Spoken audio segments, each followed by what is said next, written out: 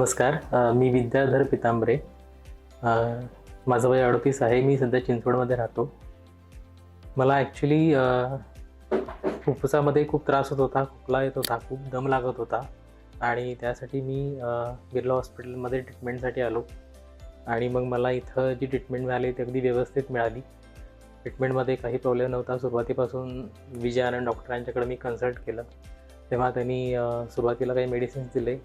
नंतर त्यांना बरं नाही वाटलं म्हटल्यावरती मग मला त्यांनी परत CT स्कॅन केला आणि CT स्कॅनमध्ये मला इन्फेक्शन खूप जाणवलं.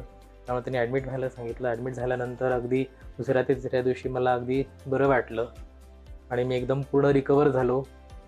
मला हॉस्पिटलला मी एक्सलंट रेटिंग देईन. इथली डॉक्टर, इथली सर्व्हिसेस एकदम छान आहेत. आणि परत त्यानंतर मग माझा मेडिक्लेम होता. मेडिक्लेमसुद्धा अगदी हॅसल फ्री त्यांनी कॅशलेसमध्ये माझं करून दिलं आणि एकदम एक्सलंट सर्व्हिस आहे.